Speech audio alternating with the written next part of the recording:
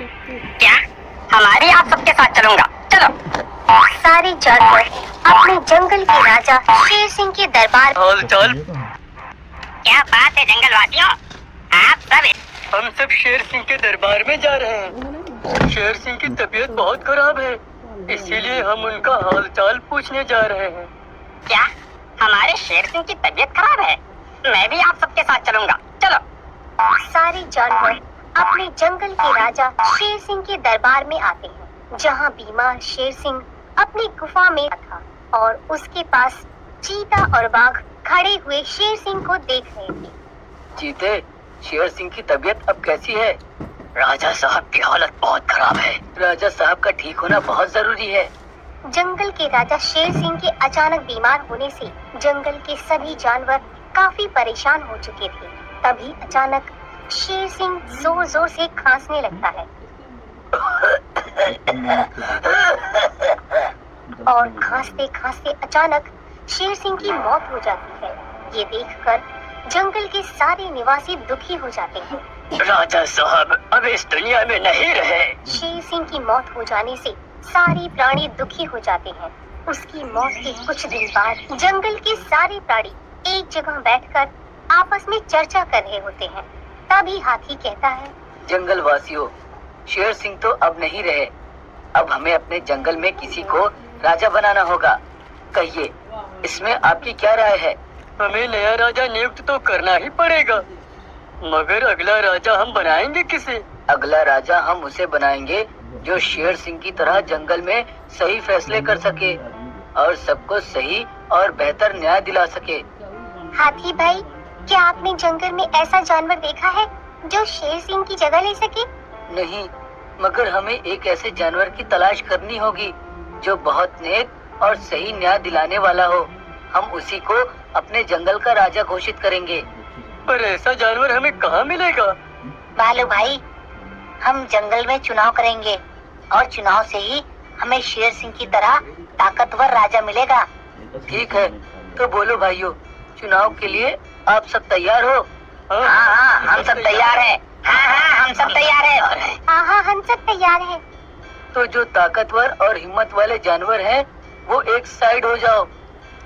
तभी बाघ, चीता और भालू ये तीनों साइड में चले जाते हैं। मैं सबसे ज्यादा ताकतवर हूँ।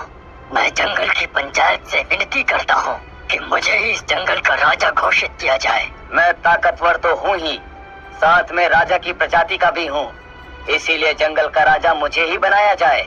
नहीं, जंगल का राजा मुझे बनाया जाए। मैं सही फैसला लेने के काबिल हूँ। मैं सबको सही और बेहतर न्याय दिलाऊंगा। तीनों अपनी अपनी राय देने लगते हैं। चुप हो जाओ तीनों। तुम तीनों में से कौन सबसे ज्यादा ताकतवर और ईमानदार जानवर है, इस बात का पता चुनाव में लग जाएगा। मगर चुनाव कब और कैसे होगा ये बताओ। 2 दिन बाद चुनाव होंगे। आज ही मैं अपने साथियों के साथ मिलकर वोटिंग मशीन बनाता हूँ और 2 दिन बाद जंगल में विशाल आम के पेड़ के नीचे वोटिंग मशीन लगाऊंगा। आप सबको वहाँ आकर अपने मनपसंद जानवर की निशानी पे वोट देना होगा। सबसे ज्यादा वोट जिसे मिलेंगे वही हमारे जंगल का राजा घोषित किया जाएगा। हाथी जब चुनाव के बारे में बता रहा होता है, तब चीता मन ही मन सोचता है, बस एक बार मैं जंगल का राजा बन जाऊं, फिर देखना मैं इन जाहिलों पर कैसे राज करता हूँ। जंगल का राजा तो मैं ही बनूंगा और जिस दिन मैं राजा बन जाऊंगा उस दिन से देखना मैं सबको अपना नौकर बना के रखूंगा। चीता और बाघ की सोच बहुत ही घटिया थी। वो दोनों जंगल का राजा केवल तानाशाही करने के लिए ही बनना चाहते थे।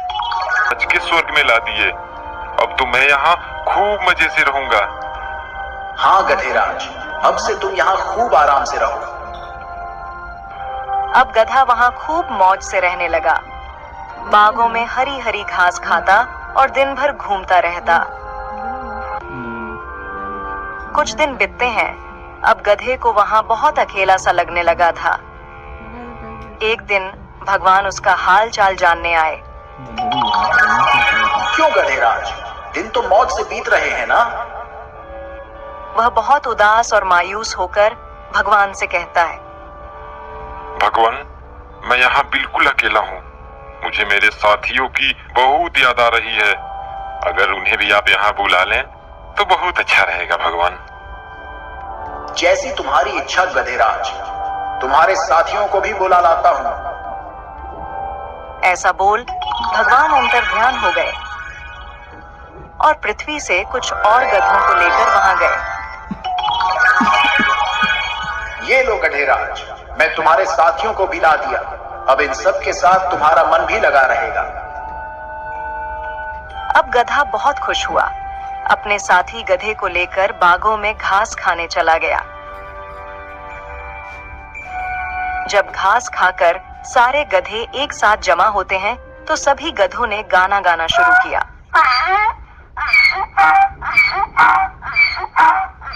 सभी गधों ने अपने आवाज से पूरे स्वर्ग को संगीतमय बना दिया। जब उसकी आवाज से स्वर्ग की शांति भंग होने लगी तो भगवान वहां आए। ये तुम क्या कर रहे हो गधेराज? तुम्हारे कारण स्वर्ग की शांति भंग हो रही है। हम तो गाना गा रहे हैं भगवान। हमारे गाने से मन को शांति मिलती है भगवान। लेकिन गधेराज, यह धरती नहीं स्वर्ग है और यहाँ आपकी यह ढेचू ढेचू की आवाज नहीं चलेगी। यहाँ रहना है तो तुम्हें अपनी आवाज पर अंकुश लगाना होगा। भगवान, तब तो ये सरासर जास्ती हुई। क्या हमें बोलने का अधिकार नहीं मिलेगा? फिर मैं अपने सुरीली आवाजें किसको सुनाऊंगा? गधेराज, तुम्हारे आवाजों से हमारे ध्यानों में विघ्न पड़ रही है। ये हमारी आखिरी चेतावनी समझो और इस पर अमल करो। भगवान, अगर ऐसी बात है तो मुझे नहीं रहना है यहाँ। हमें हमारे धरती पर भेज दो। वहाँ हम लोग कम से कम आजादी से बोल तो सकते हैं। जैसी तुम्हारी इच्छा गधेराज। जब तुम्हारी इच्छा धरती पर ही जाने को है तो इसमें मैं क्या कर सकता हूँ? चलो, मैं तुम्हें धरती पर भेज देता हूँ। गधे ने जब धरती पर जाने की बात सुनी तो वह खुशी से झूमने लगा। तभी चल उठ जा गधे, कब से लगातार चिल्लाया जा रहा है? हैं? न जाने दिन में सोया सोया कौन सा सपना देखता रहता है। गधा घबरा कर उठता है। हाँ, क्या मैं ये सब सपने में देख रहा था? अब चल जल्दी से खाना खत्म कर और फिर कपड़ा लेने जाना है। और हाँ, दोबारा सो मत जाना।